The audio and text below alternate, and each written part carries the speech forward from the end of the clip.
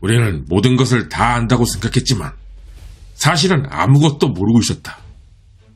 하지만 상대방은 우리에 대한 모든 것을 다 알고 있었다. 그래서 중공군과의 힘든 전쟁은 시작되었다.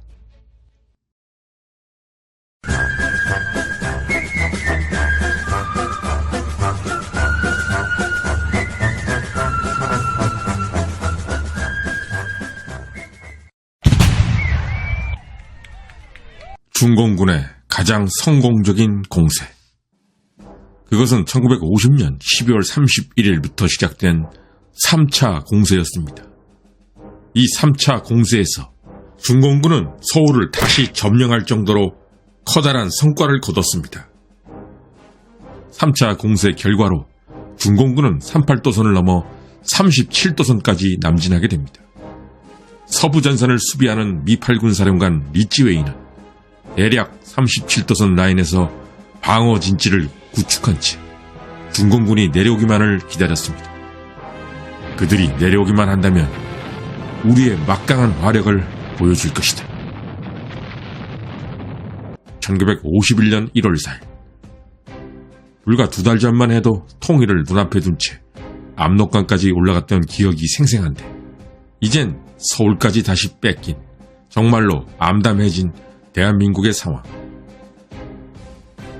오죽하면 그 자신감 넘치던 메가더가 최악의 경우에는 한반도에서 손을 떼고 일본으로 철수할 계획까지 마련할 정도로 그때 상황은 미군과 국군에게 그야말로 절망적이었습니다. 하지만 전선에는 이상하게도 정적이 감돌았습니다. 더 이상 중공군이 남진을 하지 않았던 것입니다. 그러자 북한의 김일성은 중공군 총사령관 뻥더화이가 유엔군을 더 이상 추격하지 않고 37도선에서 멈춰있는 것을 도무지 이해할 수가 없었습니다. 당연히 김일성은 북한의 최고 지도자였기에 북한 주도의 통일을 갈망했습니다. 그러나 뻥더화이의 중공군은 37도선까지 내려간 후에는 그냥 올스톱한 채 쉬고 있었습니다. 1951년 1월 김일성은 뻥더화이를 찾아갔습니다.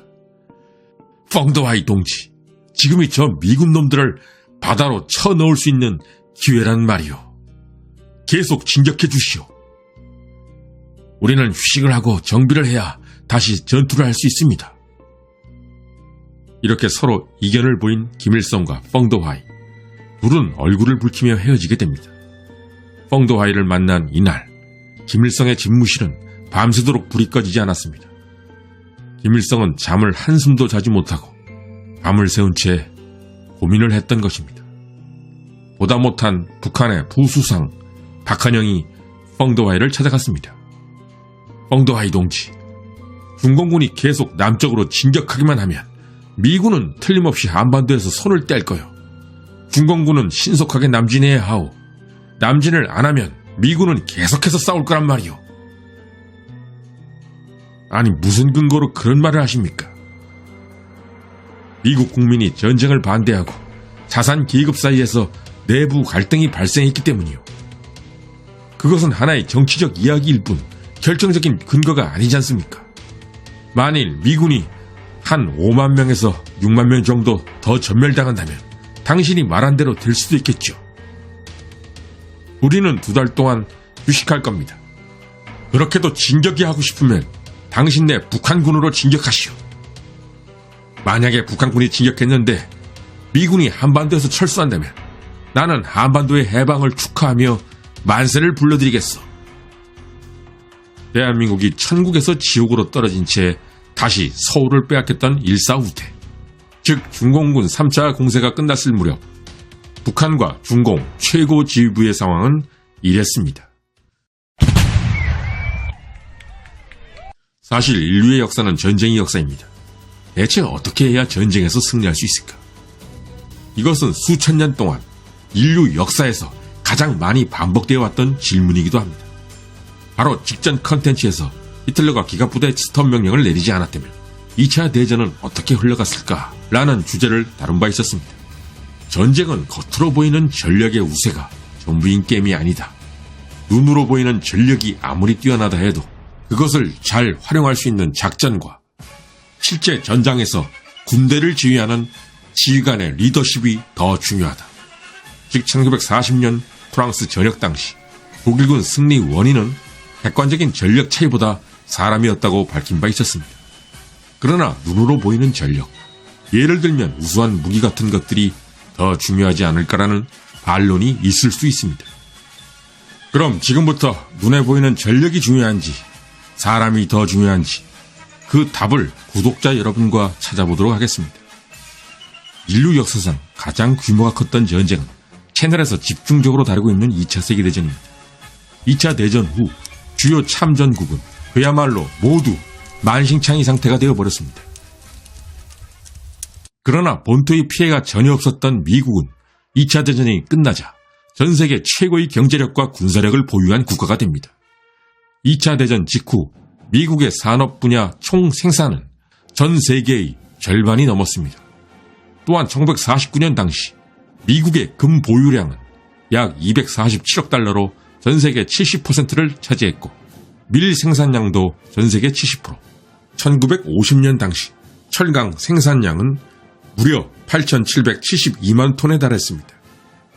참고로 2022년 우리나라의 철강 생산량은 6천만 톤 정도입니다. 2차 대전이 끝난 직후에도 미 해군은 18척의 대형 항모를 갖고 있었습니다. 이는 당연히 세계 최대의 규모였습니다. 그리고 미 육군 한 개 보병사단 편제는 전차 140대, 야포 330문이 기본. 따라서 한 개 보병사단 보유 화력 역시 세계 최강을 자랑했습니다. 이런 이유로 당시 대부분 사람들은 미군이 6.25 전쟁에서 당연히 승리할 거라고 누구나 예상했었습니다. 하지만 결국 미군은 6.25 전쟁에서 승리하지 못했습니다. 2차 세계대전에서 미군이 독일군과 일본군을 상대로 보여주었던 화려했던 승리를 생각하면 이것은 언뜻 이해가 불가능한 일이었습니다. 6.25 전쟁은 엄밀히 말해 미군과 중공군의 싸움이었습니다. 그런데 당시 중공군의 수준이라는 것은 미군과는 비교 불가였습니다. 이 당시 중공군에게는 현대전에 필수적이라는 공군이 아예 없었습니다. 중공군이 가진 것은 막말로 말해 소총과 좁쌀뿐이었습니다. 그나마 갖고 있는 소총도 연식과 기종이 제각각인 소총들이었습니다. 그렇기에 더더욱 의문입니다. 대체 이런 상태의 중공군이 어떻게 2차 대전에서 독일과 일본을 동시에 상대해 승리했던 미군을 이긴 것일까? 1950년 10월 21일 이날은 북한이나 중공에게 무척이나 의미심장한 날이었습니다. 이날은 중공군 총사령관 펑도하이가 북한으로 들어가 김일성을 만난 날이었습니다. 놀랍게도 펑도하이는 부대를 끌고 들어온 것이 아니라 몇 명의 호위병만 거느리고 단신으로 평북에 있는 대유동 광산에서 김일성을 만나게 됩니다. 이 사실은 우리에겐 거의 알려져 있지 않은 매우 흥미로운 사실입니다. 더구나 이 시점은 아직 중공군이 본격적으로 유엔군과 싸우기도 전이었습니다. 펑도하이는 미군의 비행기가 하늘을 뒤덮고 화염으로 가득 찬 북한 땅으로 미리 들어와서 자신의 적인 미군과 국군의 상황을 직접 눈으로 보고자 했던 것입니다. 반면 그 시간에 펑도하이의 맞상대인 유엔군 총사령관 메가더는 도쿄에 있었습니다. 즉 최전선에서 1000km 이상 떨어진 곳에서 전쟁을 지휘하는 중이었습니다. 그 당시 미 정보부는 중공군이 본격 참전했다는 사실을 전혀 몰랐고 더구나 중공군의 최고 사령관이 북한까지 들어와서 정찰을 하고 다니는 것은 상상도 못하고 있었습니다. 사실 중국은 전쟁의 철학에 있어 전통이 깊은 나라입니다.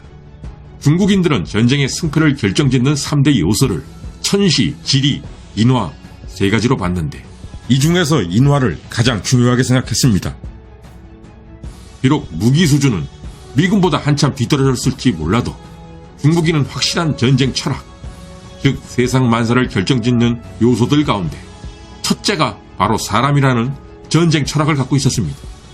이것은 바로 마오쩌둥의 사상이기도 했습니다. 중공군은 절대 무계획으로 6.25 전쟁에 참전한 것이 아니었습니다. 중공군 총사령관 펑도하이는 전쟁이 벌어지기도 전에 단신으로 북한으로 들어와 미군과 국군의 숫자, 부대의 위치, 전투력, 그리고 사기까지 모두 파악했던 것입니다. 이것이야말로 중국이 전통적으로 중요시하는 인화, 바로 그것이었습니다. 하지만 이에 반해 미군은 중공군의 전체 숫자가 얼마인지도, 지금 어디에 있는지도, 아니 중공군이 전면적으로 참전했는지 아닌지조차 모르고 있었습니다. 1950년 10월 25일 중공군이 국군을 처음으로 공격한 이날. 이날은 미군과 국군에게는 비극의 시작이었습니다. 이날 이후 메가더는 전방에서 대체 뭔 일이 벌어지는지 갈피를 잡지 못한 채 갈팡질팡했습니다. 방금 전까지 압록강에 도달했다는 국군의 환희에 넘치는 보고와 또 크리스마스를 도쿄에서 보낼 거라며 즐거워하던 미군 부대들이 하루아침에 180도 바뀌어 아우성치는 전보가 메가더에게 물밀듯이 밀려들었기 때문이었습니다. 당시 미 국방장관이었던 마셜은 이때의 상황을 매우 잘 설명하는 말을 침통하게 남기게 됩니다. 우리는 모든 것을 다 안다고 생각했지만 사실은 아무것도 모르고 있었다. 하지만 상대방은 우리에 대한 모든 것을 다 알고 있었다. 그래서 중공군과의 힘든 전쟁은 시작되었다. 이렇듯 어찌 보면 허접하기 짝이 없던 중공군이 세계 최강 미군에게 승리한 이유는 인화 측면에서 미군이 상대조차 안 될 정도로 밀렸던 것이 가장 큰 원인이었던 것입니다.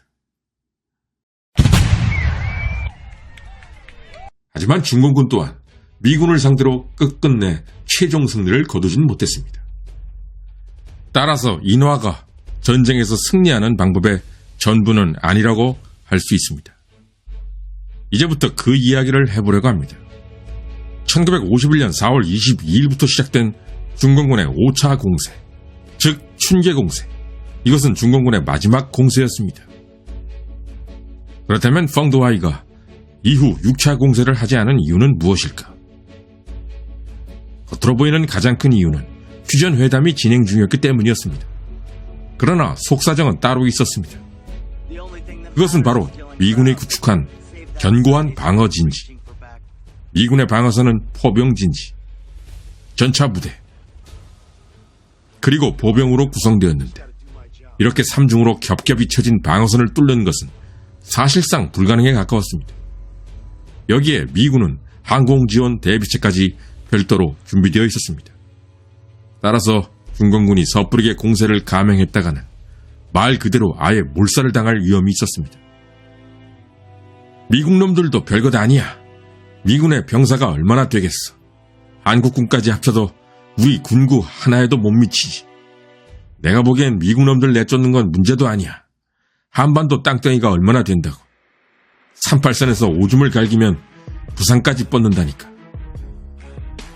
5차 공세 2단계가 끝난 1951년 5월 이후 중공군들 사이에서는 이런 말들이 전부 사라졌습니다. 세계 최강이라는 미군과 여러 번 싸워보며 중공군 지휘부는 한 가지를 확실하게 깨닫게 되었습니다.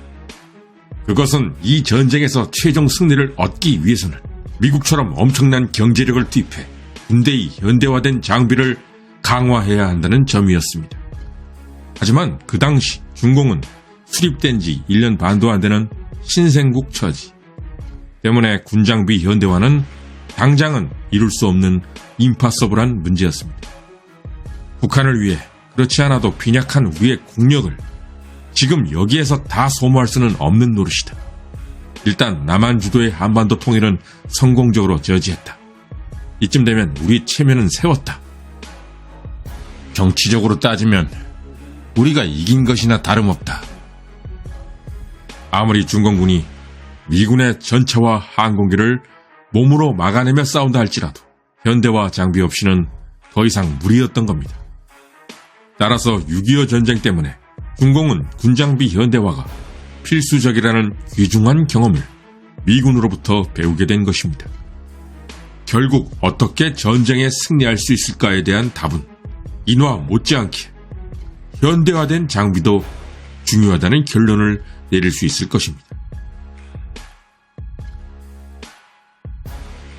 끝까지 시청해주신 여러분께 감사드립니다. 다음에 더 좋은 컨텐츠로 찾아뵙겠습니다. 여러분의 많은 성원 부탁드리겠습니다.